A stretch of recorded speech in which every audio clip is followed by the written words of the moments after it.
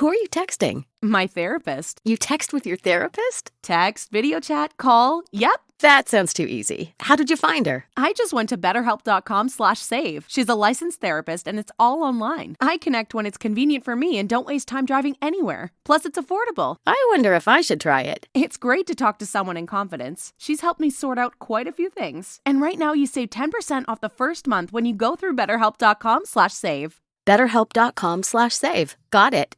This podcast is a member of the Voices of Wrestling Podcasting Network. Visit voicesofwrestling.com to hear the rest of our great podcasts, as well as show reviews, columns, opinions, and updates across the world of wrestling.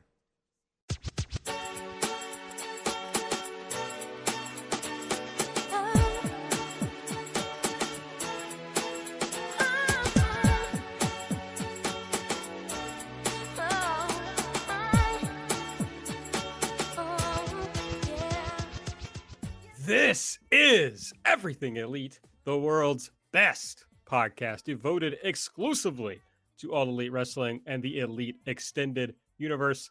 I'm Aaron, joined as always by one of my good friends, Nate, aka Epitasis. What's up, Nate? Hello, Aaron. It's me. I'm Nate. I'm here on the show. Your This Is this week felt a little bassier than usual. I don't know. It wasn't maybe high energy, but I felt like it had a strong foundation. I was hearing some criticisms about last week's This Is. Were you? I was texted about it IRL. Whoa. But they did understand that you'd had a busy week with work, so they were sympathetic. But I think this week was an interesting change up on the formula. It was very, very solid. And I enjoyed it. I was listening to some hardcore today, so maybe I growled it a little. I don't know. Maybe it's just that there's a red storm rising, Nate. Maybe it's that, which everyone will understand.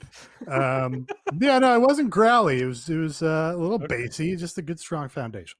Well, I am all about that bass, folks. I've been saying that about you. I'm glad it's catching on. Joined by another man who loves the bass. You can tell by his mustache. It's Mike Spears. What's up, Mike? Hey, y'all. It's your old pal, Aaron Mike Spears. Yeah, I actually tried to play bass until I realized I have no musical inclinations whatsoever other than singing. That was I could play only... Wait. You are also good at MIDI mouth sounds. I mean, I guess that. Debatable. Yeah, no, let's be fair. Let me be frank here.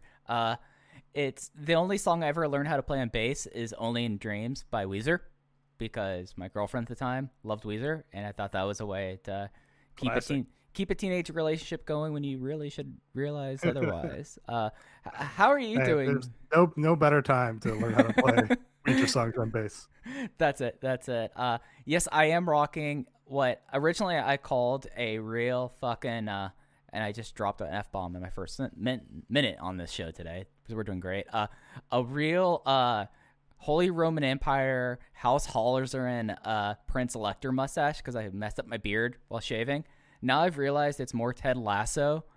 I think I'm going to stick with it. I mean, I trust y'all. I really trust your appraisals as two of my very good friends. Should I keep this mustache or not?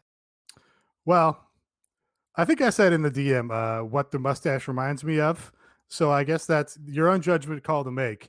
If you think that Napoleon Dynamite's older brother Kip is a good look. Although now that you mention it, there is a certain late period Rivers Cuomo energy about it. Which again is I don't know if that's the best energy to be channeling in 2020, but it's a choice for sure. I think it's good, Mike.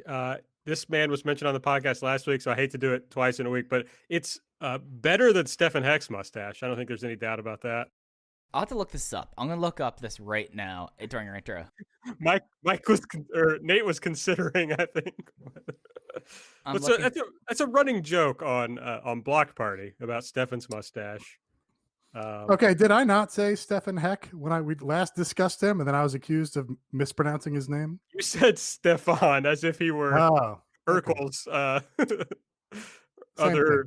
That's a 100% valid pronunciation of Stefan. I You know mean, what? I'll take that comparison. I like that a lot more than Rivers Cuomo or Kip from Napoleon Dynamite.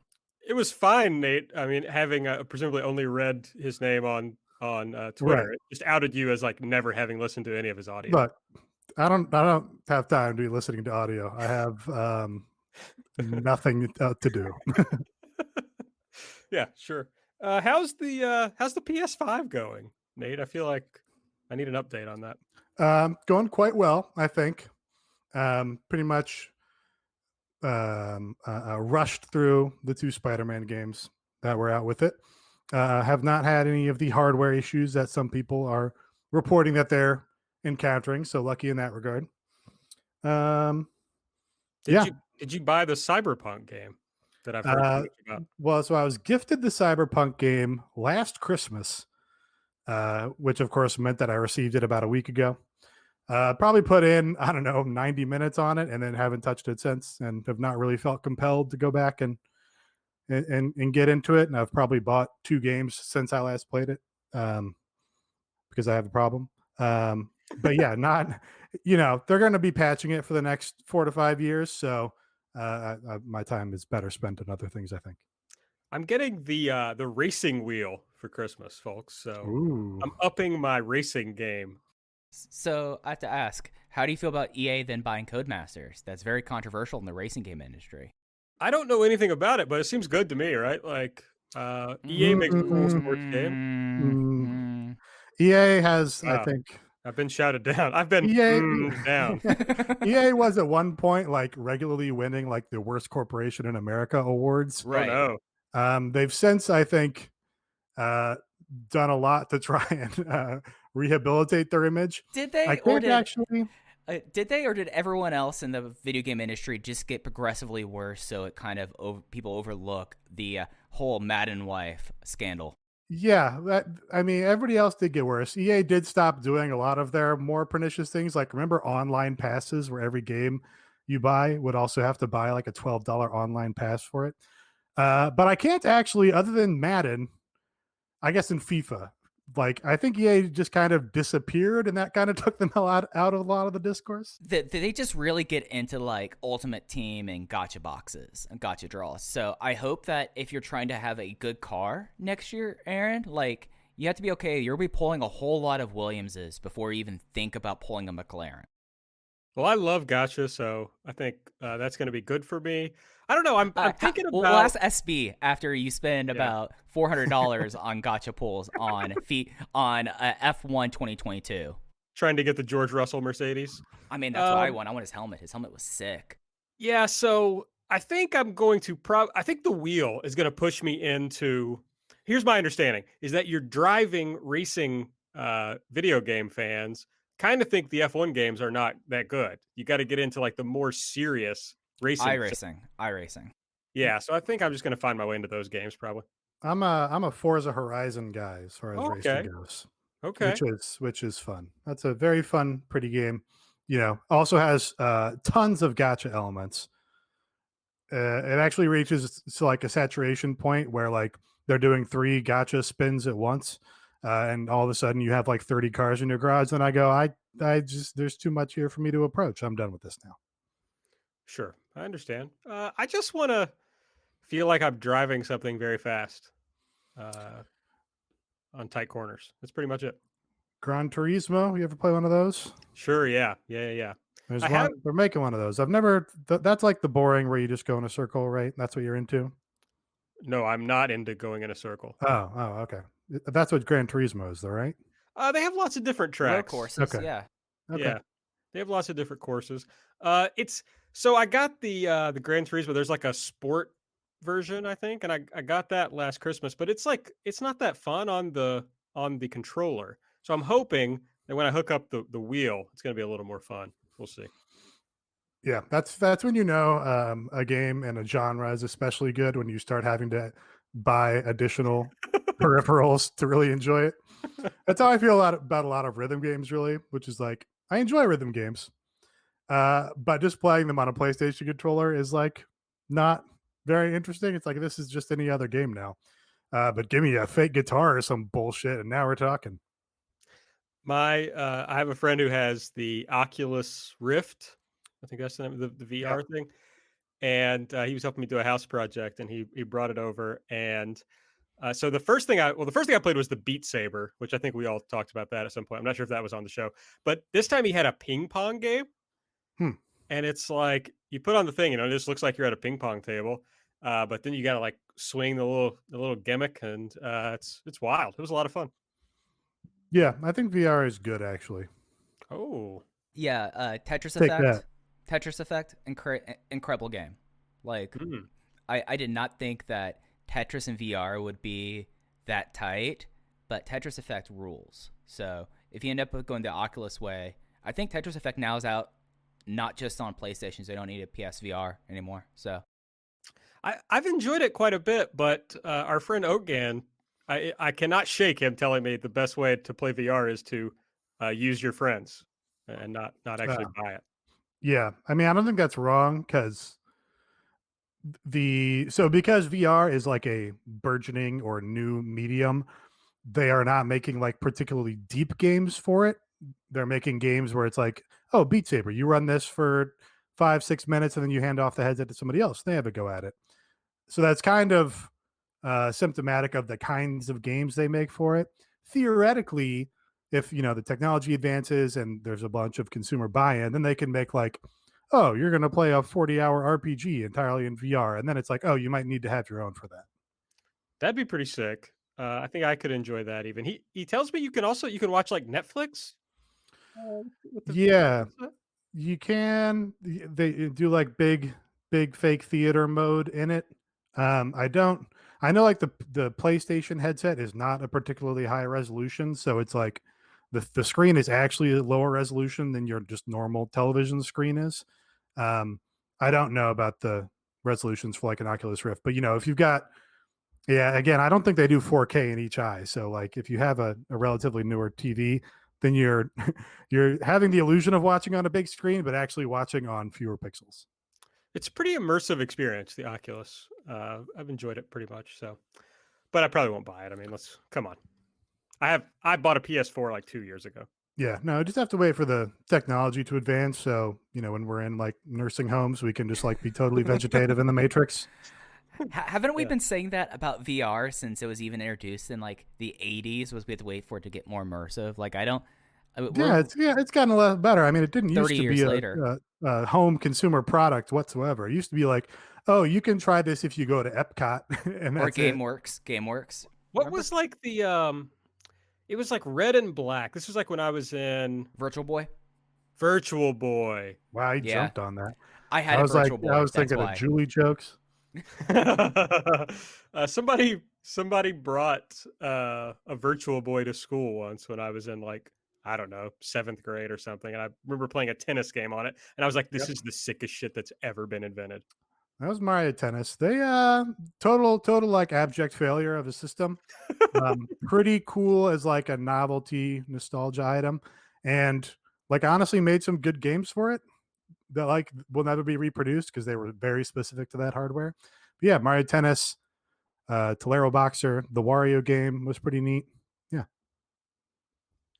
All right. Well, if you want to know more about the games we're playing, follow us on Twitter at everything AEW. I'm at Aaron Like the Car. Nate is at Epitasis. Mike is at Fuji. Hey, ya. Subscribe to the podcast, please. Just, whatever podcast app you use, type in Everything Elite and subscribe. Give us a rating and review, 5-star rating if you use the Apple Podcast app. And if you want to support the show, the best way to do so is to go over to patreon.com/everything elite and subscribe for bonus content. All right, let's get right into the show from last night. I know we have some divergent opinions, so I'm excited to get into those. Of course, we'll start out with Elite or Delete. Nate, start us off. What was your Elite pick from the show? Kind of hard. I was just going down our rundown here, our recap, and really trying to pick a specific thing that stood out above the rest. I kind of enjoyed this show. I think my real takeaway from this show is like even a down or even a flat formulaic or just like your replacement level AEW show is still very watchable and like does not particularly insult your intelligence too many times. So that kind of made me just come away from this with an overall positive reaction. I guess the one thing I'll point to on the show that I was like, oh, that's really good. The Kenny Omega and Don Callis pairing is like really good, really entertaining.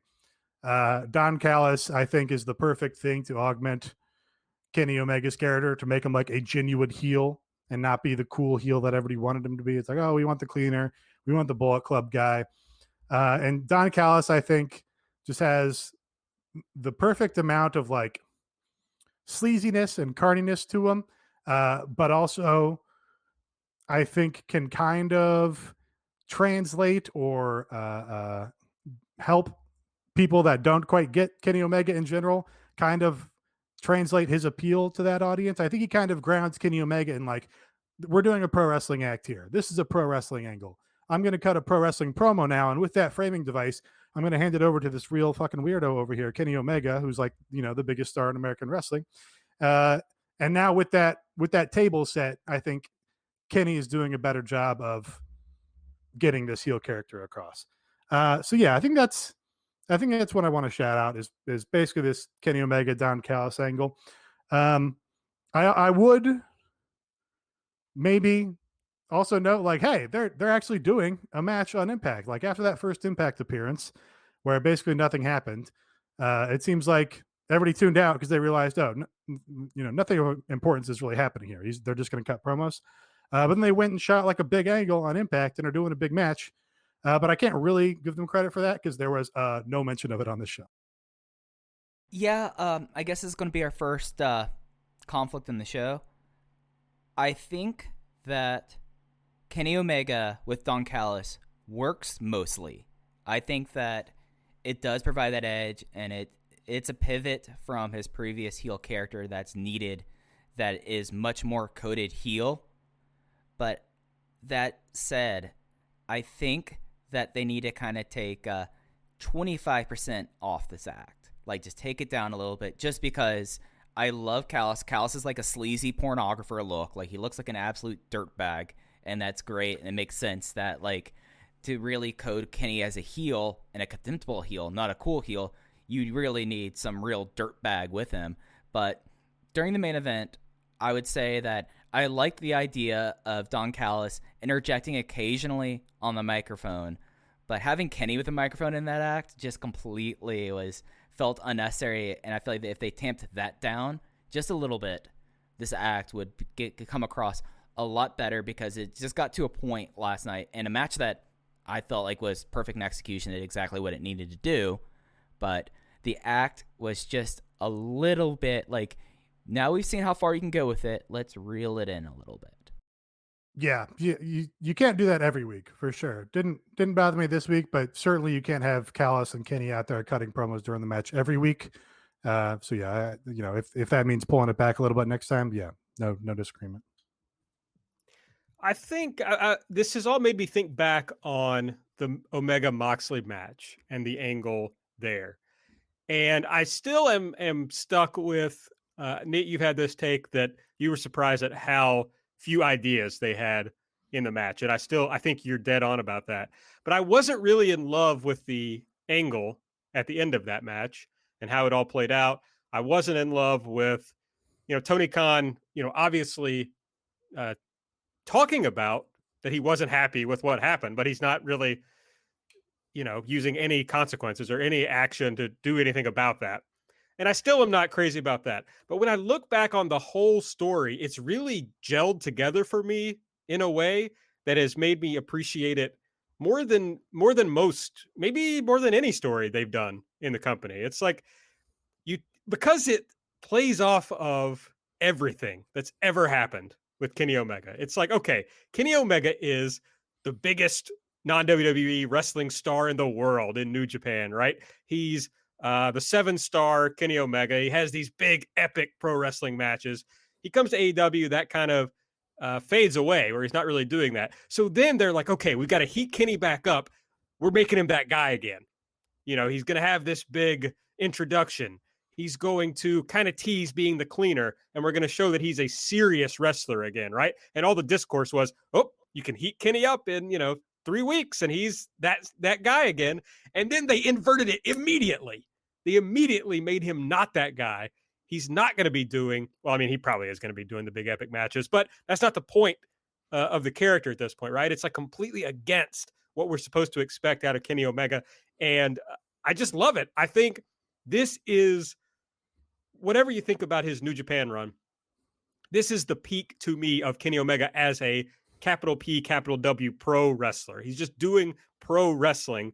And it turns out he's really fucking good at it. So I'm really enjoying this character. Yeah, and I do like that there are those threads that you can trace back to what he's doing now to like every other era of his career. Obviously came up in Canada with Callis, so that connection makes perfect sense. This heel turn to the cleaner came immediately after his breakup with his tag partner, Adam Page, which is the same way he turned to the cleaner last time with Kota Ibushi. Like, he's very good about those broad themes and like bringing them to a table in a way that makes it seem meaningful if you're willing to do, a little bit of headcanon about it. Yeah, it's good. That's my take. Callis is good. All right, Mike, your elite pick for this week. Yeah, so looking at the run sheet, I'm going to save the one that everyone expects for the listener one, and we can react then for that. But, this was a difficult episode of the show, I feel like.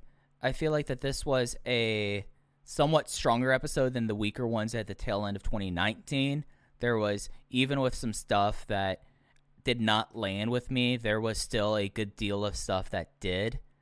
But my big takeaway from this show was they are really like showing Top Flight, two guys who I believe are in 21 and 19, and they're platforming them in a way, and they are giving them the opportunity. And with the exception of something that we might get into later post-match, I think they have really just shown up and have proven that they were like whatever you can consider a star of the independent scene in 2020. They were that. And I think it's been very impressive how they performed, especially like with the pressure that they now have, basically wrestling their way into a contract, and then they're put into this match that was kind of a mess, but they were the big takeaway I had from that match were that Top Flight were stars. And then now next week we have Jericho versus MJF coming out of it, and it's kind of I'm trying to think how to say it's kind of rewarding to like see people get these opportunities with full faith in AEW in a way that you don't necessarily see in all other promotions, but in the same way that they came off like absolute stars, and they pretty much within one night have become instant players in the tag team division that probably really needs like some young growth like this. Yeah, I don't know if this is what you were alluding to, but the post match they did a promo on Chris Jericho and MJF, and that was maybe the most important thing to me. Again, I'm the guy who like, if I can find a reason not to watch the wrestling, I'll do it. But they were like good on the mic, composed, and that's like pretty difficult to do when you're that age. If you're speaking on a microphone in front of your homeroom classroom, let alone on TNT in front of however many people, less than 1 million, but more than 700,000. So that impressed me. Having a good tag match with the Young Bucks, like I could do that. I'm not worried about that. But them having that composure to go out there and be in that spot with Chris Jericho and then go cut a promo on Chris Jericho was pretty impressive to me. Yes, I agree. When I saw the promo, I was like, oh, these guys are like, this is for real. These guys really can be big stars pretty quickly if they want to be, because they already know how to cut a little bit of a promo. So, yep, they're impressive. It's me. It's my turn. I didn't really love this show. I agree, Nate, that it's very watchable even when it's not my favorite. I think it's just, other than last week, I think this show is just really well paced every week. They like pretty much keep it moving. So even if it's kind of got stuff that you don't necessarily want to see, they keep giving you new stuff well, how about this? And it never it's not like watching a WWE show where it's just like the production of the show is just beating you over the head constantly. It's just like an exhausting thing to watch. AEW is pretty easy on you energy wise. So But that said, there wasn't a ton on this show that I loved. But the team name, the good, the bad, the Hungy, is up there. Something I enjoyed. The little interplay between them was a lot of fun. I I worry about like what's going on with Adam Page. We were talking about this in the Discord about how he was kind of, looked like he was the next big guy right before the pandemic hit, and now he is decidedly not that. So that's a concern. But this is more fun than like the sad drunk emo cowboy that we had for a bit. So I enjoyed this. I don't, not really worried about Adam Page anymore. He's gotten hot multiple times over promotions, so I feel confident that they can do it again. And I just think you kind of can't make somebody a next big guy without fans there anymore. Like I think we just have to get back to, you know, late. I'm not even gonna put time on it. Whenever there's full crowds in arenas again, that's when you can actually make somebody, like permanently make somebody over, like really get somebody over. Before that, you're just kind of guessing. It's what's working on the television, I feel like. So yeah, I'm not worried about Paige. Yeah, good team name. Funny. John Silver is genuinely funny. I think though about waiting for crowds though, Nate. I don't. We've seen what they've tried to do, wait for crowds before, and it's killed things dead. Like you can point to the Young Bucks versus FTR thing that felt like that they were stalling for a little bit, and it just kind of ended up spinning wheels. The whole Elite versus Inner Circle thing kind of petered out towards the end before having an explosive final match. So you kind of have to just commit to it. And we've seen other promotions who've tried to either like dumb things down for COVID crowds or just not take chances. And then we've also seen promotions that are just like, we're going to go forward with our promotion given this kind of thing. I mean, we saw that last week with AAA pretty much doing the exact same thing. I don't think there's an argument really to be made that you should stall whatever you should with Hangman Page. I just don't think they have anything for Hangman Page right now, and that's why the whole Dark Order thing is happening right now. Well, the story to get Hangman Page over on the top level is him and Omega. And I think them going to that match once and doing it on the first match on the show and not giving away the big blowaway match that they'll do at some point is exactly what they should be doing at that point. Every story cannot be a lot of this time on the podcast. Your guys' criticisms are, oh, after he does that, what's next for him?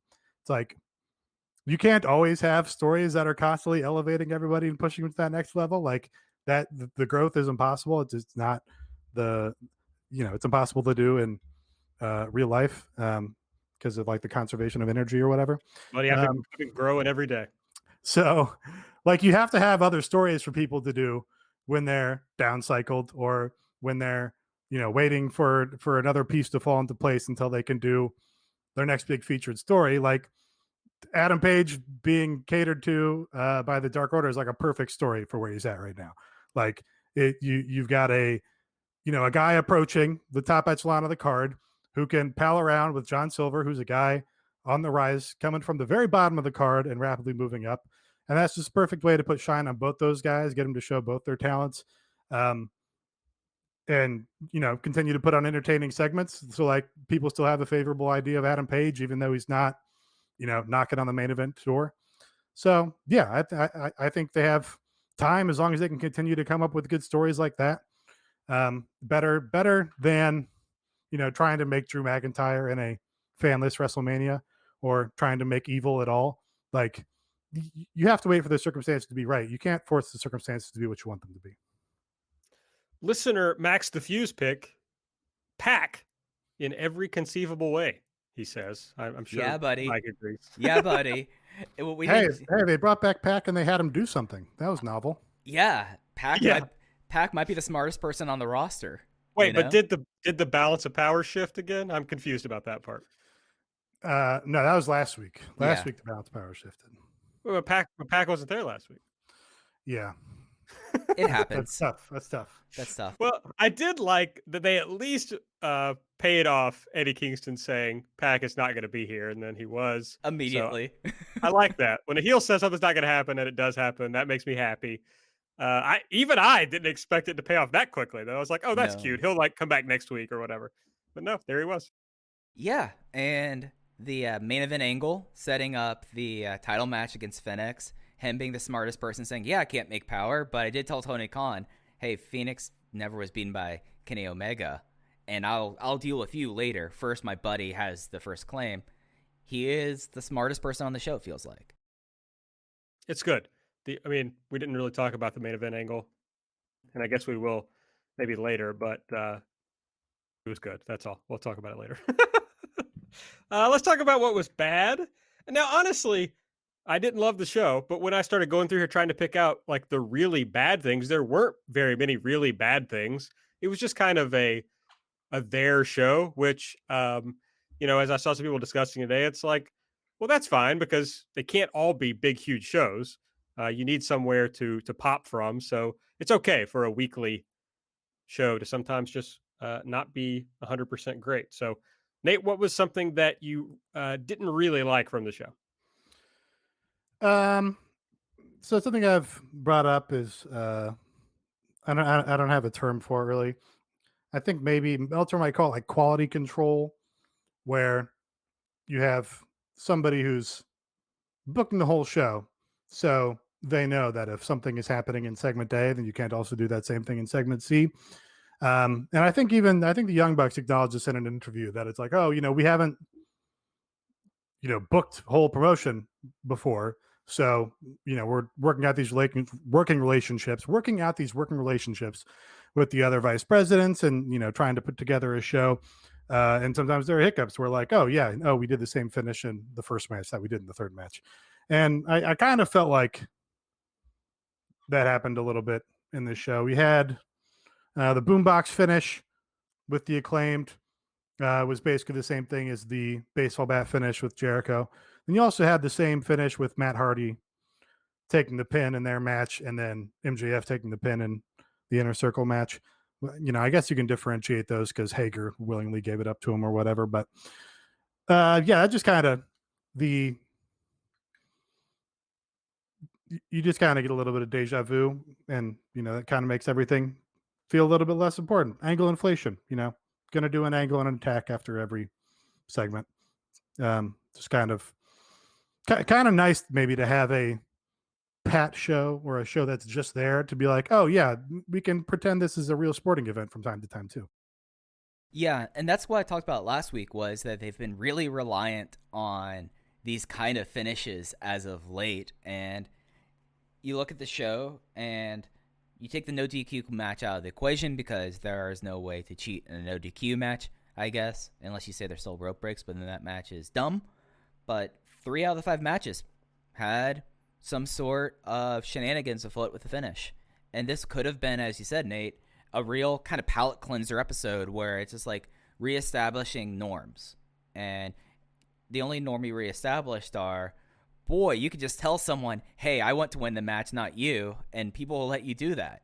You could just say, my pen, please, and that could happen. Or you could use weapons and get away with it because it makes the referees look like they're not paying attention. So I think you're absolutely right about it. And I think that's something that kind of contributed to the overall malaise that I think comes out of the show when over half of your matches have some sort of shenanigans in the finish. Yeah, everybody knows I agree. I mean, they do some angles on the show where the explicit thing they say is that Tony Khan is watching the show. And then they do other things where it's like, well, fuck, Tony, like, watch the show, buddy, and do something, where we have to believe that nobody saw what happened, essentially. And I know some people come back to that and they say, well, the idea is the ref's decision is final. And that's fine. But there's no reason if whoever, I'm trying to think of somebody who won on a fuck finish this week. Inner Circle. Okay, so Inner Circle wins. So next week, why can't they book something where they have to like do something worse? They have to wrestle somebody else, and there's going to be this thing that's going to stop you from doing something shitty. Just that kind of continuity. Now, it wouldn't be as big a deal, and I wouldn't complain about this if it was like once every few months, like something like this happened. But we're talking about 3 times on this one show. Yeah. Like they held off so long to have the first outright disqualification in this promotion. And that made it into a big thing, the fact that Pac was willing to give up one fall in the Iron Man match against Omega so that he could do that. But there's like no reason why, when we know that, like AB, as you said, Tony Khan's watching the show and that the referees are characters in this promotion, that couldn't be like, hey, Tony Khan talked to Bryce Remsburg and he said, watch out for this happened in the finish here. I want you to keep an eye on it. And that roots it more in realism, and it's not outside the realm of possibility. It doesn't break the framework of wrestling. All right, Mike, what's your pick, bud? What are we deleting? Yeah, a lot of choices here. I don't think the Acclaimed act works as a main roster thing. I love them on Dark. They're one of my more enjoying things about it. I think as a tag team, Anthony Bounds and Max Caster are great together, and and like having a heel team like that up and coming is really important, but it does feel like that there's a significant difference to how the act comes off on Dynamite versus how it comes off on Dark. And I think that the whole intro, the whole rapping segment, and the whole thing of Kazarian just all together just kind of just does not feel like I don't want to say it does not feel like a main roster act, because it is a main roster act, but it just does not feel like it comes across well. I'll put it that way. And it's one of those things that now their first match on Dynamite, you had a rap battle between Max Caster and Frankie Kazarian, and it's just like, okay. Whereas on Dark, it was like, oh, you're coming out making fun of these scrubs that then you promptly beat in 3 minutes. And it didn't come across as well as one would hope. Yeah, it's good actually. I think this is also kind of dependent. Here's the thing: if this was in a full arena with fans, like how there used to be fans, all those punchlines would have gotten huge pops. Like, he had 2 to 3 pretty good punchlines in that promo that he cut, and then Kazarian had 2 pretty good punchlines going back at him. All of those would have been hugely over with the crowd. I know the content of them is maybe not ideal. I know, you're making, I don't know, you're verging on problematic subject matter, I suppose. One of the biggest pops that I remember in this company was when Dustin Rhodes forcibly kissed the uncrowned Miss America, Catalina Hager. And I think this is kind of in that same ballpark. I think if you're in, wherever the fuck, Pikeville, in an AEW arena. Hey, come on now. Really? Pikeville? And you have him come out and hit those punchlines, and then Kazarian come back and hit those punchlines right back at him. I think all that gets, frankly, hugely over. But you can't constantly say in front of a crowd. There's no honest realization that we're going to be back to full crowds before fall of next year, though. Like, you have to adapt to what you're doing here, and you can't constantly say, oh, that would have worked in front of a crowd. Yeah. That's not the reality we live in. No, but, I think to say that yeah, you're right. Well, I don't know. I can't divorce the fact that we live in a very weird context right now from my experience of watching the show. When I'm watching the show, I don't go, oh, that didn't get over very big because there was no crowd reaction. I go, you know what? That would have gotten really big over in a normal crowd. So it affects the way I watch the show. Honestly, my critique would be the match was not super exciting, but no, it wasn't. Yeah, great. These are 2 young guys who are in their television debut. This is more where I would expect to see an act of this experience level versus Top Flight, who are, ahead of the curve, I think. So yeah, I'm willing to give them more time. And as long as you can write the clever punchlines, then there's a clear route to getting over for them, I think. Yeah, I guess our big difference, Nate, is I just don't give a shit about if it gets over in front of a crowd. It's like, I still just think it's bad. If the crowd likes it, that just proves that they're dumb, not that it's good. That's just how I feel about things in general. Like, I'm willing to, if we're watching in front of crowds, I'm willing to say like, oh yeah, this is over. And I think you're right, because I do think this is I have this tweet draft. I think I'm just going to do it as a take now instead of posting it as a tweet. This is the tweet. Tony Khan's vision doesn't speak to a large number of modern wrestling fans because he watched ECW and traded tapes. It's because his primary cultural touchstone is South Park. That's the And tweet. that's the fucking tweet. And it's like, I think that's true. It's like AEW fans are largely South Park viewers. Uh-huh. And so, yeah, I do think that would have gotten over Yeah. in front of it. I think you're pretty. I think that's pretty correct. Yeah. And so I'm willing, like, I'm happy to do both things where I say, this is over. People love this shit. And then also say, I think this sucks. You know, Yeah. like, I don't mind having holding those two views at the same time. I thought this was like, okay, it kind of irritated me because Max Caster comes out and does his thing. And I'm like, oh, good. They've put this beat. It like sounds better. This beat that they've worked on, like they've worked on the sound. It sounded like maybe they had him run this by somebody first. Like it sounded more well thought out, you know, than some of his previous ones have. Or maybe he just got more confident. But I was like, okay, I don't really love this gimmick, but I thought he did like the best job that he'd done so far with it. But then the Kazarian thing, it was bad. It was like it was very cringeworthy. It was just bad, dude. I mean, it's not like good. Like you wouldn't really listen to that for leisure, right? But like, and again, let's take it to Pikeville, and imagine Kazarian doing that in front of a packed crowd in Pikeville, and at the end he says "rap is crap." Oh my God, he'd be the biggest star on the roster. Look, if this leads to Master P coming in and the No Limit Soldiers, and they run that angle back, then I'm fine with it. But I don't think there's not an avenue to making like Kazarian a cool character. He's just never going to be that. No. So leaning into what he is and having him do like an angry dad white guy rap, it's like kind of making the best use of the tool you have there. And like, I mean, I don't know. I think he's probably a pretty good ideas guy. He might have come up with those punchlines himself. I don't, you know, it doesn't. He definitely came up with this himself. Yeah, and those would have gotten huge reactions. So, yeah, I understand what you mean. Like, I'm not going to like say, oh yeah, I'm not one of these people. Dave Meltzer on the show. Oh yeah, well, Kazarian came out and out rapped him. No, shut the fuck up. Like, that's not even what he's supposed to be doing. But as the babyface coming back against the heel, the brash rapping upstart heel team, like that's like the perfect role for the angry dad Kazarian. So I will say that listener Chelsea agreed with me.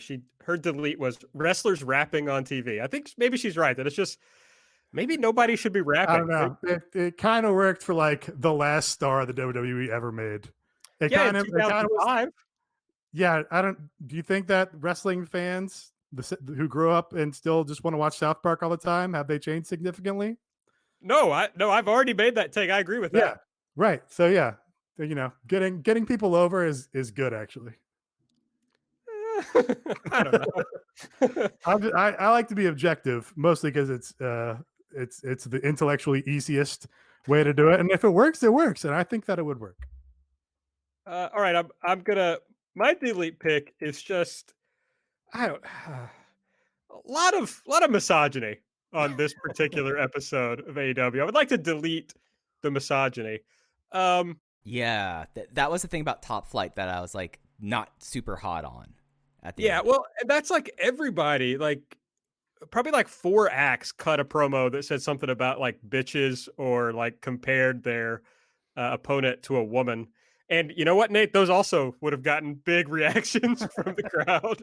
Well, yes, but here, look, I can do a cheat here, which is, yeah, no, it's not ideal to be saying bitch in every promo because it's bitch inflation and every bitch means less than the last one. Well, I also agree with that. You need to cut down on the misogyny because then the misogyny you do is more effective. I do agree with that. Like it does. I'm not one of those people that's like, no one should ever use like that sort of insult. Like I think it can work in the right way, but it's like it felt like it was going overboard, and then Max Caster's like rap promo on the Young Bucks. That was like, okay. I mean, he's very close to just doing like a Trump promo on on the he's done Manlet and Cuck 2 weeks in a I row. feel like we've taken Cuck back as a. I feel like that's kind of been sanitized of its more Yeah. alt-right. I don't know. Maybe that's just like because the dirtbag left also says it a lot, I guess. Right. But yeah, it did feel on this show like, oh, I tweeted it like, a lot of foul language on this show. Yeah. If I was watching with my 11-year-old Derby fan kid, I'd be like, oh, I don't know about this one. Well, especially, I mean, it is a promotion, and Mike will maybe talk about this at some point, of like they've been going and doing well in that female 12 to 34 demo, and it's like, well, probably not great to like have all the wrestlers talking about little girls having their periods on Yeah. on your TV. You had that. You had the whole like incest comment they were making about the Young Bucks photo. Like That one's good. but The incest joke can stay. Yeah, incest jokes are not problematic. Sorry, Mike. But it's something that they're given a lot of latitude by Turner in comparison to WCW, and they've already chose to drop shit a lot. And there was like a weird censor tonight. Last night? Did you notice like that they like censored something that I guess like they're allowed to say shit period, but not shithead. Like I guess like that was the thing because I heard shit on at least the YouTube TV stream, but then they censored it. But they tried to censor Tony Schiavone when he said "kiss my ass." They like had like a late censor on that. That seems pretty mild. I have to say that Turner, I'm glad that Turner's standards and practices still exist, and it's just weird about that kind of thing. But it's just something that like it's. I look at like some of that stuff as just like lazy in some ways. And I feel like that in an era where they try to emulate, they weren't using any of that language. Or if they did, like they use like, oh, you're nothing but a dog or something like that. Or like they found ways like challenge masculinity without using such gendered insults. And I feel like that there's a way to do this more cleverly and being engaging across all people. Yeah, I think. Yeah, it hit a saturation point on this episode. I think for sure it does, and like genuinely, I made a joke about how often they say bitch, but like you do kind of like it does ring a little bit like, ooh, Roman Reigns said bitch, how scandalous, right? Like at least the Acclaimed raps was like, they were again not super woke, but at least there was a construct where there was a punchline to them, and they like had some misdirection and had some sort of setup and payoff for them instead of just being like, I'm going to say bitch and that's going to mean my promo is good. Yeah. So I'm with you on the laziness. Like The Rock. Yeah. Yeah. Donato's just didn't add bacon to their pizzas. They added bacon to their bacon. It's Donato's new Bacon Duo pizzas. 2 pizzas, each with 2 kinds of bacon. Try the new Pepperoni Bacon Duo with pepperoni, Canadian bacon, and hardwood smoked bacon. And the Chipotle Bacon Duo with Canadian bacon and Chipotle seasoned bacon. Now get $2 off a large Bacon Duo or any large pizza. Use promo code 2. Donato's. Every piece is important. Still paying hundreds of dollars for prescription glasses? Let's change that. At Zenni.com, our factory direct model means no middlemen or outrageous markups.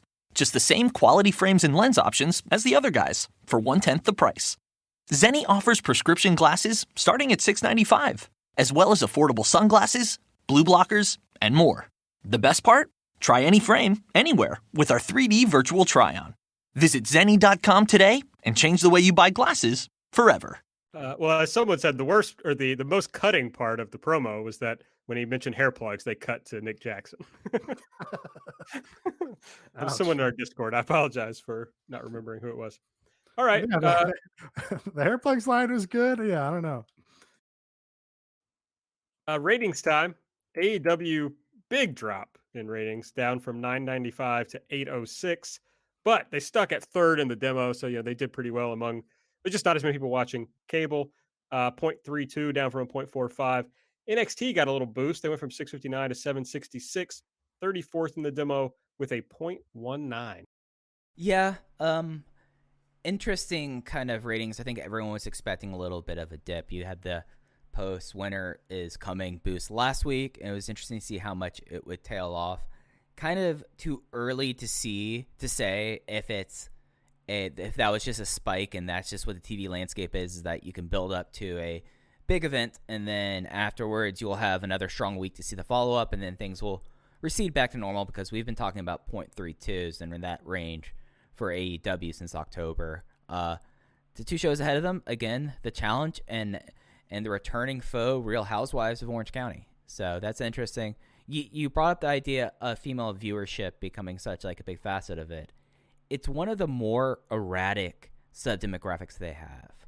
So just to follow up on the point you said, AB, just looking over, and I'm going to take it a week past Thanksgiving. So November the 18th, the female 12 to 34, 0.29. Thanksgiving was a 0.7 because it was Thanksgiving. Next week for winter is coming 0.19. The follow-up 0.22. And then last night 0.12. So that's really fluctuating. It's not necessarily a stable number, whereas you could say like men 18 to 49 is pretty stable. And it's just kind of interesting to see, like, this was they were not hurt really as much in the demo and against the rest of the night on TV, but it is something that you look towards younger demographics, and it was a pretty stiff drop. And it'll be interesting to see next week with the NBA how that kind of plays out. But I'm kind of like Joe Lanza. I feel like the big tell really is going to be the December 30th episode to see how things really are, and especially since that's going to be built up as a big event, to see this thesis of big TV events being the big draw at this point is how they should go forward. Yeah, but my big thing, the big thing I want to have as my takeaway is the quality of this week's show has basically no impact on the rating. That's my take. It doesn't seem that way. No, you're right. Now, if the idea is what was advertised, I mean, yeah, I'm sure that has some impact. But if we look at the ShowBuzz Daily chart, there were fewer people watching cable other than your news watchers, and those people are not flipping over to watch wrestling. If you look at the Challenge, 839,000. Real Housewives, just over 1 million.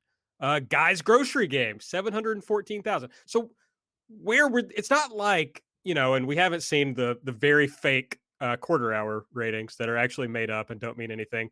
But my guess is we're not going to see that 2 million people turned on at the beginning and they're like, wait, this shit sucks, and turned it off. Well, so, I mean, they could have been watching The Equalizer. We know how much of a draw The Equalizer is. They certainly could have been. And I do think there is like a small group of people who will flip over to AEW or to NXT or to AEW, depending on what's going on. Right. But not enough to make up for the 190,000 people that they lost. Just fewer people were sitting around watching TV last night. Who knows why? Yeah. I mean, there's a lot of ways to draw from this. I think that environmentally, you do look at the rest of the TV landscape, and outside of your news watchers, there was a significant drop. And, I thought that the Challenge would be this much more stronger of a program to run up against it, but it doesn't seem to be that case. So maybe it's something that environmentally more people are turning off the TV, but maybe it is that as the Challenge goes on, more people tune off from the Challenge, and then more of the AEW viewers stick around. I mean, I don't have anything to support this, but I think it's probably hard to get somebody to watch the same fucking show every week. Like, there's just too much going on. But I don't know. I can't prove it. I'm going to push back on that for a second, because do it. Look at the people who watch, it's syndicated, so it's harder to derive a fuller rating. The people who watch Jeopardy and Wheel of Fortune 5 times a week. But we're talking about years and years of building up that regular audience, right? I mean, it's like your people who watch WWE because they've been doing it for 20 years. Yeah, but it's something that you do have the people that do watch the same thing. I mean, I know personally, I have family members that will just keep the TV on to TBS all day. Very funny, because they want to, and they'll watch the same episode of Friends nonstop because that's what they do with their time, and that's what they have on the background. So I don't think it's that hard to have consistent weekly viewers. I think there might be something more environmentally going on, and then also, I mean, there was a gosh darn snowstorm. So I think you're both kind of right. People will watch their habitual TV shows that they're comfortable with. They'll watch The Office 600 times over and over again on Netflix. But when you have a bold and exciting and youthful and challenging show like AEW, it's hard to keep up that nerve to watch it week after week because they're just not brave enough. I think that's it. Also, like, I'm guessing most people that aren't, just incorrigible wrestling watchers like us, like, you just don't feel the need to watch every single fucking show. It's like, I'll check back in a month and see what's going on.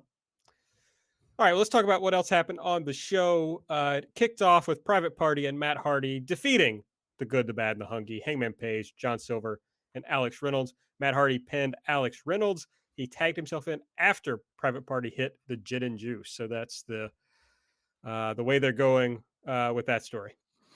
Yeah, I mean, that makes sense for the character that Matt Hardy's doing, where he's, wanting all the praise for himself and wanting all the attention and all the respect for his storied career and stuff. I get that. I'm going to be annoyed about the Matt Hardy character change and push until it stops, basically, because I just, it got off on the wrong foot for me because Sammy Guevara should have won that feud. And now Matt Hardy's being pushed as a heel on the other side of the coin for some reason. So that's just going to continue until further notice.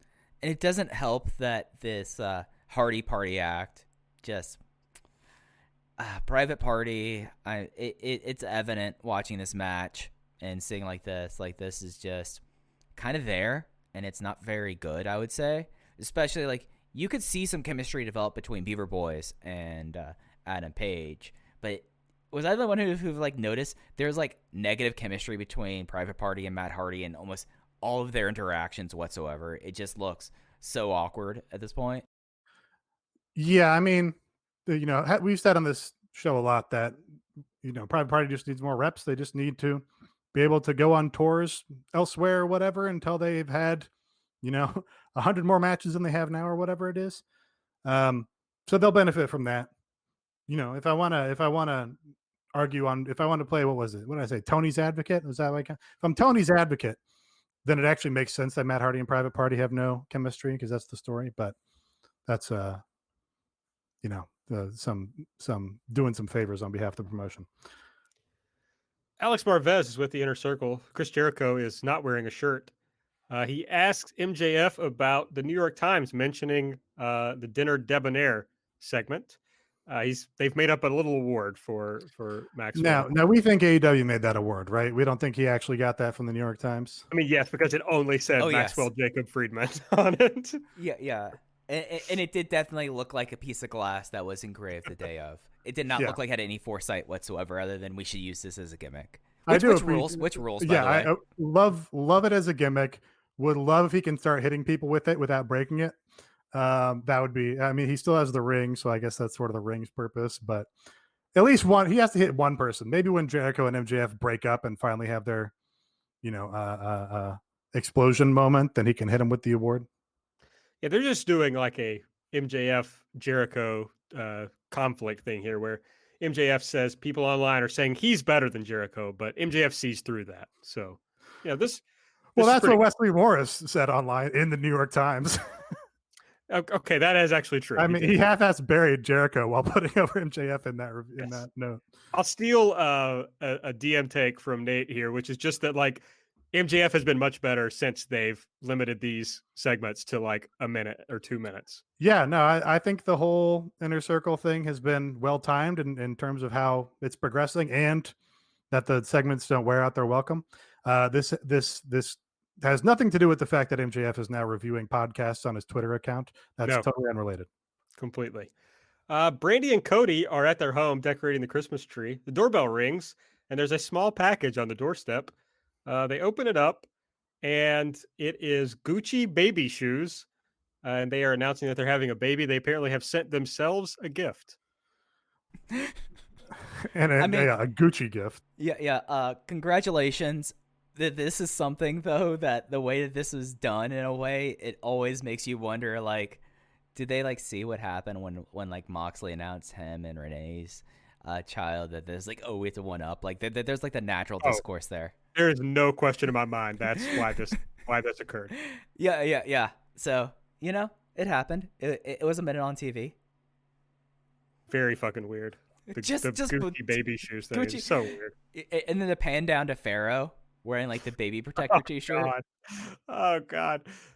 We are barreling toward a fucking gender reveal segment. That is Yeah. what came to mind was, okay, if this was the announcement, how are they going to do the gender reveal? And hopefully they don't burn down Daily Place in the process. Well, I mean, fireworks at TIA Field, I guess, the easy one. Keiko and friends out in whatever color of outfits. That'll be So cool. I also wanted to shout out, since you're talking about the Gucci shoes, Cody's shoes, but I'm not confident in my pronunciation because it's from the French. I feel like Americans have pretty much just said Louboutins. Like, I think that's how we say it as Americans. I don't think that's correct. I think it's like Louboutin. Louboutin. Yeah. Louboutin. I mean, I took French, but names Right. are tough. But I think he was wearing Louboutins is the point. Louboutins. He's wearing Why some are of you them. saying? I've never heard anybody say that. Yeah. We're both Southern here, and we haven't heard someone say, "Did you see them in those Louboutins?" No. I say gangrel, and I I mean, it's Louboutin. Louboutin. I mean, I just which is how you pronounce it. Yeah. Louboutin. I think that's the correct pronunciation. I feel like Americans don't actually say that. No, I'm pretty certain that every person I've heard talk about those shoes, they say Louboutin. Well, they don't say it quite so French. Just a little Louboutin. Well, I have great pronunciation, Louboutin. so I mean, Louboutins. He's wearing Louboutins. Hey, Aaron, did you see he's wearing them Louboutins over there? That's what they say in Pikeville, Nate. If you're gonna keep making the Pikeville, there's no A in it. The reason I went to Pikeville was you quote tweeted that Kaz and Okada fun fact, and you were like, Kaz kicking his ass from Pikeville to Sumo Hall or whatever, and then Pikeville got stuck Sambo in Hall, I think, wasn't it? Might have been.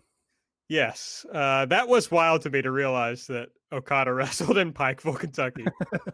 Very funny. Hopefully doing the giant Baba chops again. I tried to tell that story to my Japanese teacher. I thought you were going to say wife. No, she couldn't give a shit less. Well, I mean, the point of it maybe that your Japanese teacher didn't either. So no, but she pretends like she does, right? So you are paying her. That's true. That's exactly right. But she knew who Giant Baba was. She said something about Giant Baba, and I was like, "Oh, you've heard of Giant Baba? Let me tell you a Giant Baba story." Yeah, Giant Baba is like a huge cultural figure. Like you're a nuisance, Aaron. Yeah, I'm a total nuisance. An absolute nuisance. Bud. That's all right. Speaking of nuisances, Cody defeated Angelico next on this show. What are we calling it? I'm calling it a springboard cutter, but that's really not. It's the Cody cutter. It's the Cody cutter. The Cody cutter. Yeah.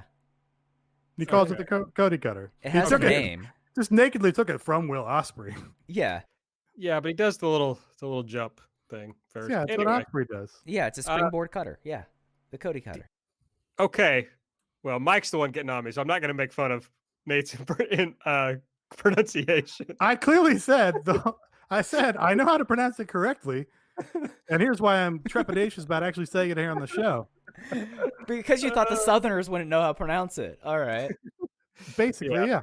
This is class warfare from Nate from the coastal elite. Yeah, it's geographic warfare. Someone on the Fourth Coast thinking we don't know how to say things correctly down here. We know how to say things. After the match, Team Taz comes out. Tweet. They say, "Congrats on being a daddy, but we didn't get any congrats when we made you and Darby our sons a couple weeks ago. Now we're going to come down and put you on paternity leave," which I thought was a good line and well delivered from Taz. But the lights go out, the snow hits, the music drops, and the 61-year-old Sting comes out with his baseball bat and runs off the whole of Team Taz. No. They're gone. So you're misrepresenting this entirely. Yeah, so, Hobbs. Yeah, that's the entire redeeming part of this segment. Like Sting coming out and basically doing nothing. If you're a casual viewer who tuned in for Sting, I'd be annoyed. I'd be like, well, what, is Sting ever going to fucking do anything? Or is he just going to poke his head out here and then turn around and go home? The entire redeeming segment, or part of the segment, is that Will Hobbs did not back down from Sting, and in fact tried to get in Sting's face, and Team Taz held him back. That's like, I mean, what a great spot for Will fucking Hobbs to be in right now. Also, he's killing it on Sammy Guevara vlog. But like, I'm super invested now in what they're doing with Will Hobbs. Spoken like man who did not watch the entire Crow Sting run, where he didn't do shit for 18 months, and we loved it. Yeah, but they didn't advertise. Maybe they did. Maybe Tony Schiavone would say at the top of the show, "We think Sting is in the building," But they wouldn't advertise the show on socials for the week prior going, Sting will be there. That's a good Tony Schiavone impression, Nate. I just wanted to make sure that it was noticed. It was also, you did like the Sting there with your hands. Yeah, it was good. Great. It's a visual. Great banter, guys.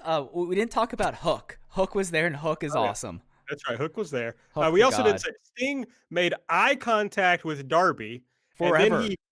And then he winked at Cody. So it was very sexual. Maybe the most erotic episode of AEW. It's not sexual. Remember, he's the Christian fun uncle. He gave him the side hug last week and said, "See you later, kid." This time it's like, "Hey, I saw you later." Wink. And then, it's perfectly fun. I mean, I think we're just learning that Aaron puts a lot of importance on winks. Yeah. No. This is more the eye contact. That was a long period of eye contact. Oh no. Him and Darby stared at each other for like a minute. They had to fucking make sure the camera, established what was happening on both ends of things. So I understand you have multiple to go, times. I'm going to stare at you, and the camera catches it, and then we register that. And then we go to the other guy who's staring back at me. And then we go back to me to make sure that we're still making eye contact there. I think it's just a necessity of direction. I just want to tell everyone who's either a co-host of this podcast or listening to this podcast, if you look me in the eye that long, we better kiss. That's all I'm So for the last 103 weeks, we should have been kissing the entire time is what you're saying. We're not in person, but yeah, sure. Why not?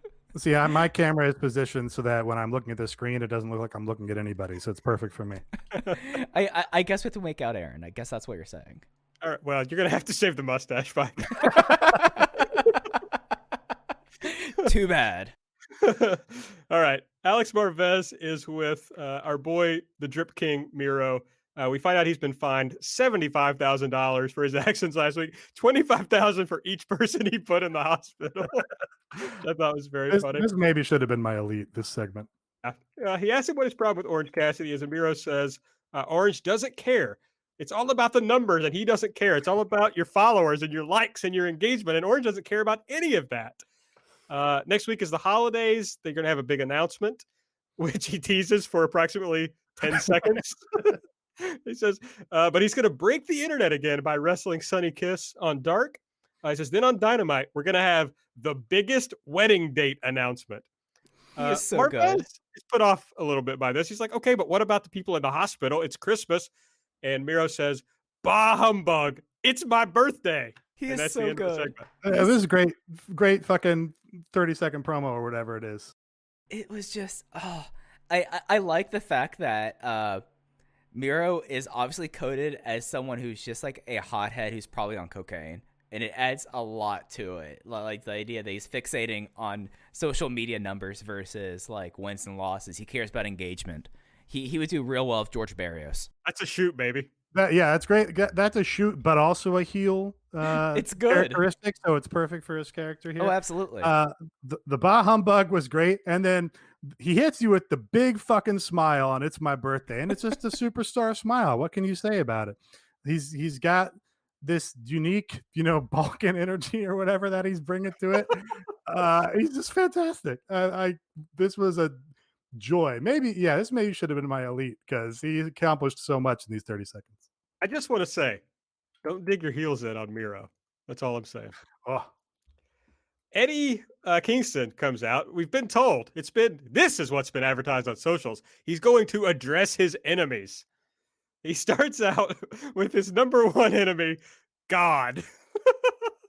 This killed me. I thought about making that my elite, just starting off your enemies list with God as number one. Very funny. His number two is Pac, so close to God. But Pac's home nursing his injuries. He's never coming back.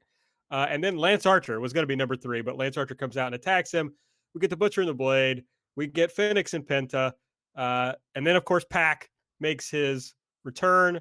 And this ultimately ends with Death Triangle and Lance Archer apparently forming an alliance. I think you're making an inference there, man. Pac and Lance Archer, they were mad at each other because both of them wanted to get the kill shot in on Eddie Kingston.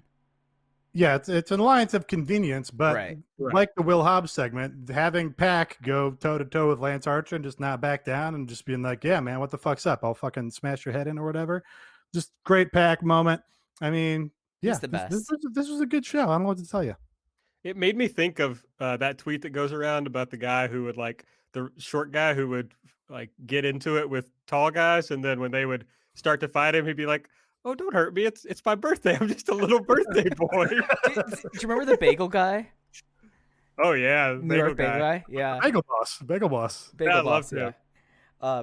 Pack rules, Archer rules. Did you all watch Shot of Brandy this week? No.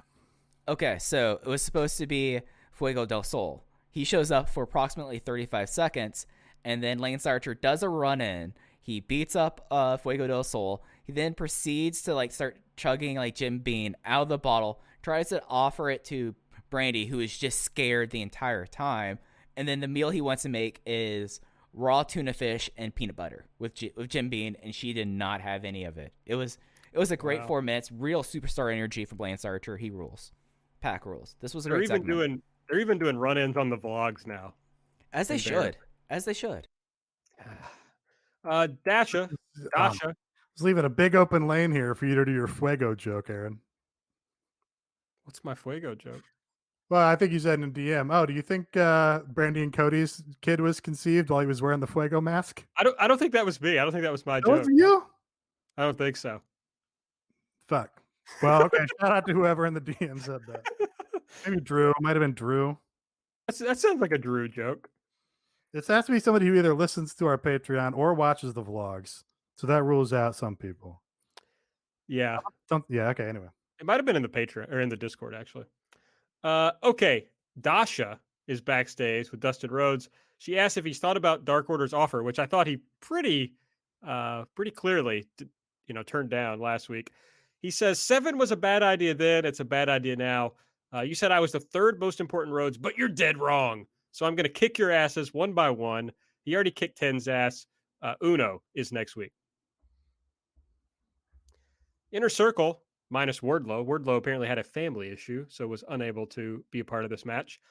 Defeated the Best Friends, the Varsity Blondes, and Top Flight. MJF pinned Griff Garrison after Hager hit him with kind of an F10.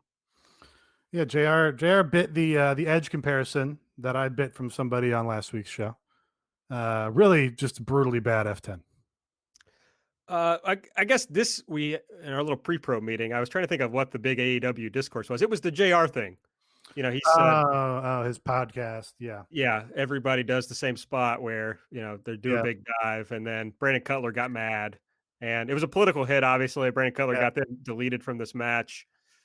I mean, here's the thing. Brandon Cutler, a bigger cause of AEW's success.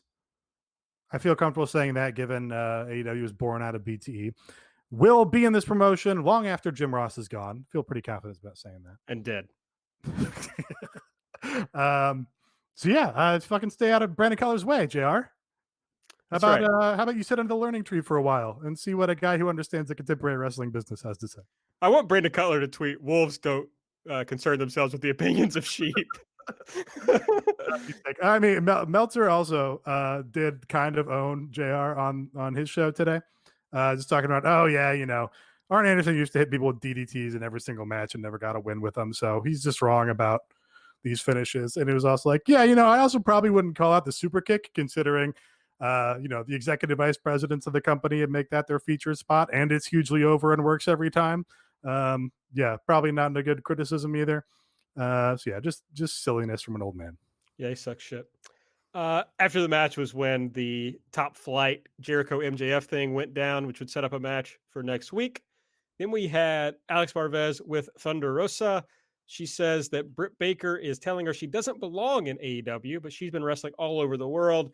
And Britt put her big nose in Rosa's match. Stiff shot from Rosa. Cost her the NWA title. That's why she's going to beat her ass. She starts to do a laugh that frankly was reminiscent of the viral Kenneth Copeland laugh, I thought. And then Reba comes up to criticize it, which leads to Britt attacking Rosa from behind, tells her that she doesn't belong here. She's not welcome here. Britt puts her in kind of the lockjaw without the finale on it. And they pour water over Rosa's face and fuck up her makeup. They could afford to more clearly enunciate that the way that Thunder Rosa is an outsider is that she's from a different promotion and not from this promotion and in this locker room. That would help. Yeah. Not crazy about you don't belong here. You're not welcome here. It's Right. kind of, yeah, I understand. It's kind of fine if it's like, oh, you're invading from another promotion. Yes. But that also maybe doesn't work so much when you're the heel and the invader is the baby face. Mm-hmm. So yeah, it's a pretty difficult needle to thread. Yeah, Rebel was MVP of this. She's just been on fire, and I've been preparing this take for a while, and I'm ready to unleash it. Britt Baker got good because Rebel was added to the act. I like this take. I support it. I don't think the history back. I feel like the first segment where Aaron admitted Britt Baker was good was just a stand-up promo with Tony Schiavone without Rebel involvement. But Rebel was already involved because they did the stuff at the dentist office. I'd have to check the tape, which I'm not going to do. Producer, can you check Mike's the tape? right. Producer, can you check the tape, please? Oh, I'm the Mike, producer. that's you. Damn it. I was trying to do a funny radio bit of let me go call the producer. What does the producer say here? And I realized, oh, fuck, I'm the producer. Damn it. Yeah, but like I don't want to go too hard. It's kind of how I feel about the misogyny. It's like I don't want to go too hard on this because I know that they're not trying to do a racist angle here, but it's like just think about it for a few seconds before you put this on your TV. It's just kind of my thought. Like, Yeah. I feel like you would think about it. It would occur to you in the moment of performing it. I feel like right. if I was Britt Baker, I'd be like, that doesn't. Now that I'm sitting here rubbing this woman's face and telling her she doesn't belong, this doesn't feel super great. That's mine. So maybe just be like, this is our locker room, and you're from somewhere else, another company. I mean, yeah, I don't know. Especially since like Britt should win the feud, right? So that also feels bad. Yeah. Okay. The Acclaim defeated SCU. Honestly, Thunder Rosa could set up in her promo too. I mean, she made a mention that, oh, I do belong here in AEW. Like she said that. So again, I think the intent is that, but just say, the other women or the other, some of the other women are trying to say that, I shouldn't be here because this isn't my company or whatever. Just enunciate it, spell it out for the dumbest among us. Yeah. We've been paying our dues here and working on Dark, and Thunder Rosa just comes in and she gets a title shot. That would easy enough to do. The Acclaim defeated SCU, as we talked about. Bowens pinned Daniels after Caster hit him with the boombox. After the match, as we discussed, Caster called the Young Bucks girls and cucks. Dasha's with Top Flight asked why they went after Jericho and MJF. They said because those guys are big stars. They want to make a name. And so they challenged them for a match next week, which we find out later has been sanctioned. Then Ivelisse and Big Swole and Sarita Deeb defeated Ivelisse and Diamante. Swole submitted Diamante with the Clearwater Cloverleaf. They spent the whole match putting over that she had been learning this move from Dean Malenko or perfecting it with Dean Malenko. And so she did it here. After the match, Nyla and Vicky attacked, and Red Velvet came out and made the save with a chair. This is a really good looking cloverleaf, I thought. It was reminiscent of when Tanahashi would do his cloverleaf and just be like all the way back, cranking people entirely on their neck, and just like it looks extremely vicious. And this was right in that wheelhouse. Yeah, it looked sick. This match was pretty good. Like this probably was my favorite match on the show, other than the main event. Like up to the main event, this was the best match on the show. It's just funny that it's like Ivelisse and Diamante won that tag team tournament, and then they haven't gotten shit for it, right? I mean, then they get beaten here by a thrown together tag team. It's like, the best friends are outside. This was a bizarre. I also just who the four women in that match and the fifth person that ran in was not ready for television, as we kept hearing for so long. Oh yeah, they don't have the hands to be able to do multiple matches. No, then. Where were all these women? Because, entirely competent. The best friends were outside. Chuck said it's never going to be over between them and Santana or Ortiz, but now they have to focus on Miro. And Trent says he's excited for the wedding. Great best friends energy here, just completely doing their own thing. And they had a new T-shirt they were selling. It was seasonal. So I guess the best friends you think they're going to break up the wedding? Or the bachelor party, because the Miro's supposed to be organizing the bachelor party, I think. Well, we need to see what Billy Mitchell's up to. We haven't seen Billy Mitchell since that one appearance. Right, would love him to come back for the bachelor party. That'd be sick. I gotta say, Miro has spent more time on this bachelor party than I spent on the bachelor party that I had to put together. So kudos to him, I guess. Well, we don't know that he's done anything for it. Yeah, True. yeah. Other than But he taking started to an planning arcade. early. Yeah. FTR comes out with Tully. They grab one of the headsets, and bald FTR just yells into this headset for about 2 minutes, clipping all along. It was good. Fantastic clipping. It was good, I guess, but it's just like I fucking hated the sound of it. It just like drove me insane. That was maybe the best part about it. Yeah, this is just less overthinking and all this, stuff that they've been doing in these pre-tapes with FTR and trying to act out whatever skit on Tag Team Appreciation Night. This is just him yelling down the barrel of the microphone and feeling his feelings and being mad and wanting to fight somebody about a pro wrestling. That's way more in line with what they should be doing, I think, as characters.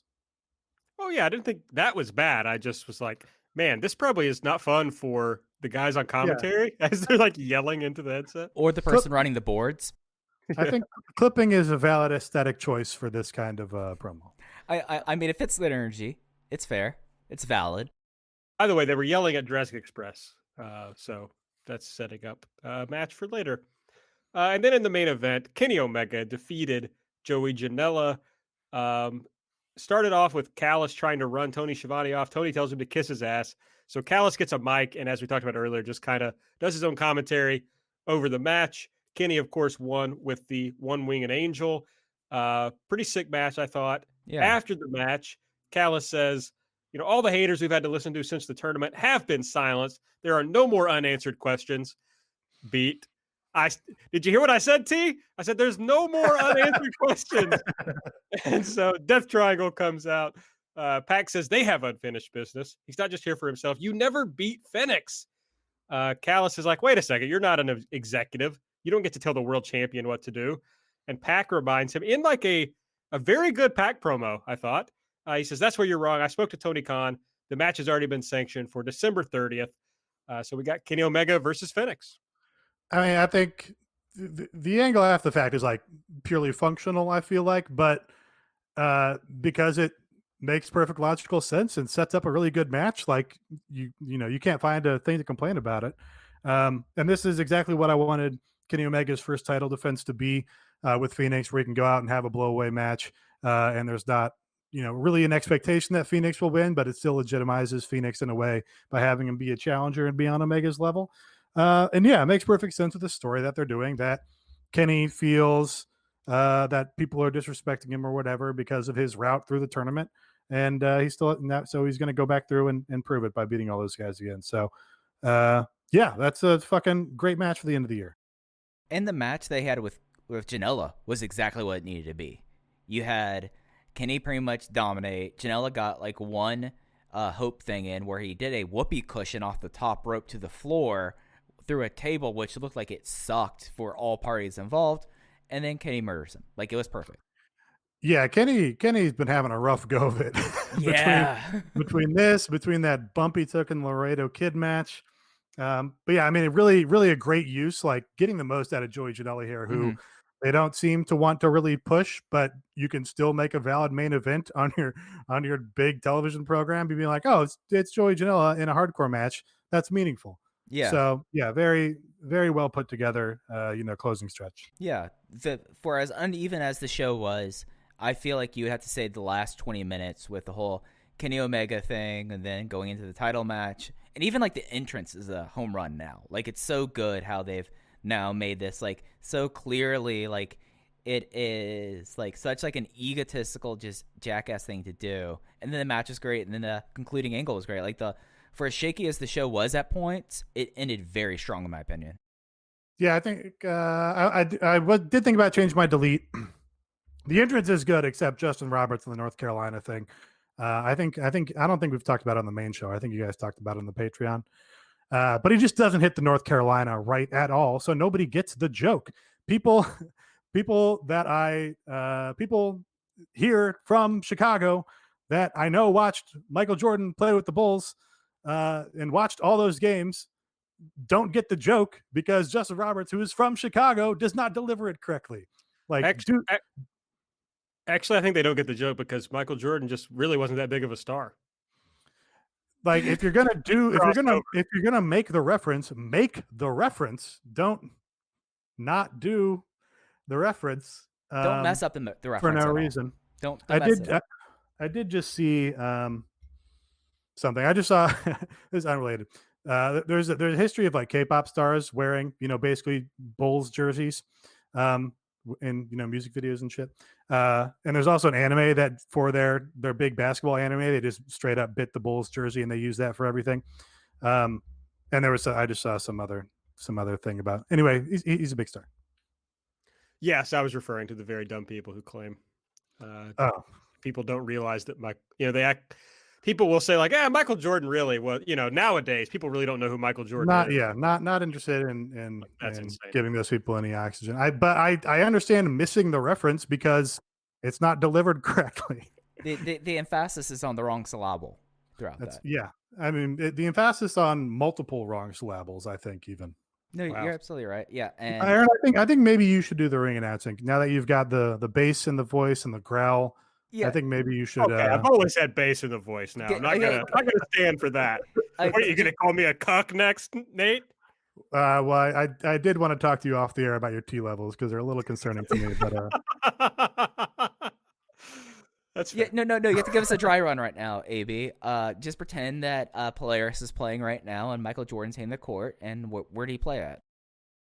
I will not do anything that highlights the despicable North Carolina basketball team. So you're not committing to a bit. You're not playing in our space. it's also they reference North Carolina at the end of his introduction when it's supposed to be the first line. It's just totally backwards. The guard from North Carolina. If somebody hands me the mic, I'm saying I'm doing Petey Pablo. Okay, North Carolina. Okay, and at guard. Fuck, I fucked it up. And from North. Okay, see, Mike said guard first. From North Carolina. That's what you do. At guard, 6'6", Michael Jordan is the call. And Justin Roberts goes, "He's in the Wrestling Observer Hall of Fame. He's won the title. He's got this other title. He's from North Carolina." Yeah, he sounds more like he's doing like a boxing introduction. Yeah. I hate it. It drives It's me bad. insane. Well, Anyway, that was 10 minutes on that. I love this angle. I mean, yes, it is just functional, but it's like perfect. It's exactly what they should have done. So I don't need them to do anything more or bigger than this. It's perfect. But I mean, presumably he'll like fuck Finnick somehow, right? Like they're not just going to have a blowaway match that ends in a clean finish. I mean, they could. I think Kenny is, supposed to be presented as a legitimate wrestler and competitor, and they don't seem to think Phoenix is on that level, so they could just have him beat him. That's interesting. We do kind of wonder, is there going to be some involvement of the Good Brothers here or elsewhere, which would, Phoenix has his backup. Maybe Kenny needs to have, still have a numbers advantage in some way. So they could go either way with it, I guess. I don't know. If you're doing that as a big blowaway match on your big New Year's show, maybe you don't want to do another fuck finish. I was going to say for a second, I don't know if this matters or not. I was going to say, you can do a big show. Your main event could be Death Triangle versus Kenny Omega and the Good Brothers, but they're doing Kenny Omega and the Good Brothers on Impact, right? So yeah. I don't know. Maybe that takes the wind out of those sails a little bit. I kind of feel like that match is going to happen, and then it's going to go largely unnoticed because it was on Impact, and then people will still get super hyped to see the exact same guys team on AEW. I think that's just kind of how branding goes or something. Well, speaking of branding and Brandon, go over to patreon.com/everythingelite if you want to support the show. We would appreciate it. 3 tiers, $5. The middle tier will get you all the audio we do, all the audio we've ever done. This week, our main weekly bonus podcast was Mike Spears featuring our friend of the show, Brandon Howard Thurston from WrestleNomic. Yeah, this was really cool. It's something that I've been wanting to try to get done for a while. Brandon was incredibly gracious with his time, and I got a lot out of the show, and I have heard that our listeners have really enjoyed it too. So go check it out. It was a good time. Brandon Thurston's a sweetie. We also do a weekly show called Light where we preview Dynamite, review Dark, and Nate gives us all the sweet vlog content. We have a Discord that you can join if you sign up for the $5, $8 tiers, I believe. And we also have awards voting going on. We did an awards show on the Patreon earlier this month. The voting goes through the 23rd. So there's still basically a little less than a week left to get your votes in. And then we'll do something talking about. Actually, I think we're going to do that on the main show, right? We're going to give the winners on this show. But go sign up and vote. We'd appreciate it. Head over to patreon.com/everythingelite. All right, next week on Dynamite, the Dynamite Holiday Bash, it will begin at 10 p.m. or immediately following Celtics Bucks. No indication whether there's also an Inside the NBA right after that show. I'm not sure. I think they have a post-game show that's Inside the NBA that they'll be doing in a little bit. So if that's true, then, this show's not going to start until 11 or later. But here's what we have for the show. Tag title match, Young Bucks versus the Acclaimed. Top Flight versus Jericho and MJF. Hikaru Shida will be in action. Evil Uno versus Dustin Rhodes. 5'10" and Colt Cabana versus Jurassic Express. And Pac versus The Butcher. Fun show. I'm looking forward to see how Top Flight is against MJF and Jericho there. All right. Well, I think that's everything for the show for this week. Anything else you guys want to hit on before we get out of here? I'm good. Yeah, we got to, if you're going to ask this, I guess we should come up with something. I mean, it makes for kind of a wet fart of an ending to the show here. Yeah. I mean, we had a lot of banter up top. Maybe we should start moving our banter towards the end. Nate, your favorite album of 2020. What was your favorite album? I mean, there's only the one album, right? Sure, that's true. I listened to it again. I hadn't listened to it since it came out in full. What are you doing? I popped it back in today. Lost. You're lost. I popped it back in. I mean, I loaded it up on Spotify, of course. That is, oh, wow. So yeah, Blackpink album up there. Cyber just put out their greatest hits. I haven't listened to that yet. Check that out because they are breaking up after they play the Budokan here. BTS album I liked more than I expected. I was never a big BTS guy, but that's got a couple jams right up top. New Avalanche's album is a little long in the tooth and like leans heavily on like some breakup motif or whatever, so it's not quite the poppy sound collage you're used to from them, but quite a listen. Kylie Minogue album from this year, pretty strong. It's all, very heavily disco influenced. Get some Marauder vibes in there. Some Italo disco. Some Italo disco vibes for sure. Big fan of that. I listened. There was a new Tycho album that came out this year. That was like one of the first ones that actually had vocals on it. That was pretty solid. He finished his. He had like a 3-album arc, a trilogy that he finished up, and he launched new stuff and really cool. If you like ambient stuff, that was really solid. And then Yukika's only album, Soul Lady, was solid. But as Nate probably put really well, like the idea about city pop is that it's very ephemeral. It's not supposed to like exist forever. And now Yukika, at least as that character, I guess, she's kind of posting through it, but it seems like she's done. Those are probably like the things I really listen to. I have listened to a lot of the Silver Jews album. Oh no, the guy from the Silver Jews, David Berman. He released an album last year that I only really deeply got into this year, Purple Mountains. That is really haunting and very depressing. It's a real 2020s album that was put out in 2019. So those were kind of the 3 things I really listened to this year. I'll put out a whole list because I'm a list guy, but I'll tease a few of my favorite albums from the year. The Phoebe Bridgers album, Punisher, very good. Of course, the Jason Isbell album, Reunions. The Spanish Love Songs album, Brave Faces, Everyone. One more. What one more will I mention? The Sturgill Simpson Bluegrass album, Cutting Grass, Volume 1. That was a good one. I did. So you check out my Twitter. I do monthly playlists. I do one at the end of the year featuring songs solely from the previous year. So I've got one for 2020 up there if you want to take a listen. The one that I put together for January here is basically all Aaron Bentley music, or it's what I imagine is Aaron Bentley music. It's like stuff that I pretty much never listen to otherwise, but is in the realm of Americana. So you'll have to check that one out. I'll have to. I will. I usually check out. I think I had a Sturgill.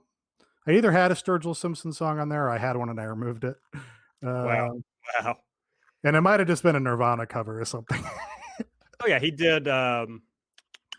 On Sailor's Guide to Earth, he covered "In Bloom." Okay, yeah, it's probably what it was. I didn't really care for that album when that came out. It was different from his like earlier, like more country stuff. Mhm. And so we went to see him in concert.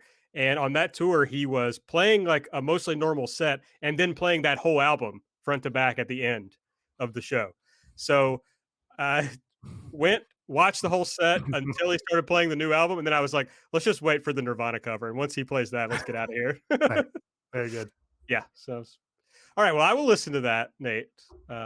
Nate one year listened to my songs of the year, and I think hated himself for it. Yeah, I really made an effort there, but I'm not a tenacious person. Yeah, I love to quit. So yeah. Well, I'm putting out a 2020 playlist this year, Nate, with a lot more variety than my usual year-end playlist. So all right, hope you'll give it a try. Yeah, and, we'll see what happens. It's gonna have at least one Blackpink song will make it, no doubt about it. I think the one I keep going back to is the ballad "You Never Know." That's just really, yeah, that's interesting. That's not gonna make it. It's got that really weird like record stop in the middle of it. Yeah, I don't know what they were thinking on that. Anyway, there's gonna be an Everglow song on there too, in case you're wondering. Ooh, did they do the Lottie Dottie one? Not Lottie Dottie, Lottie Dottie, Lottie Dottie. They like to party. No, they did Lottie Da for sure. Lottie Da. Yeah. That'll probably be on there. Nice. There's also an jam. There's an "Oh My Girl" song on there right now. We'll see if it sticks, if it makes it. But there was Twice had I think put out an album this year, but their EPs from earlier in the year were also better, I think, than the full length album. All right. Well, yeah, that's kind of the typical K-pop output. Is they do like, oh yeah, we're going to do 2 EPs and then a repackage with all new songs in addition in this year, and then we're going to do the same thing next year. Whereas Blackpink's like, yeah, we'll put out 8 songs every 3 years. And a Netflix doc though, so you got to check that out. All right, well, that's, I don't know, 9 minutes on our favorite music from 2020. So I hope that's a good way for everyone that we ended this podcast. So for Mike, for Nate, I'm Aaron. We'll see you next week.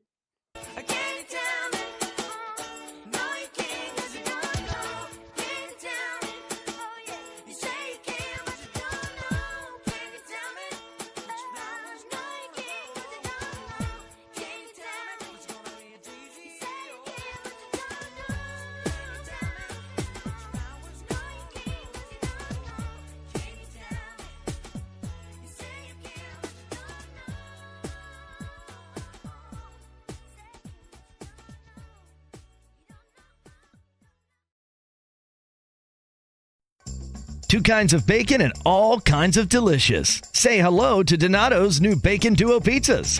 2 pizzas, each with 2 kinds of bacon. Try the new Pepperoni Bacon Duo with pepperoni, Canadian bacon, and hardwood smoked bacon. And the Chipotle Bacon Duo with Canadian bacon and Chipotle seasoned bacon.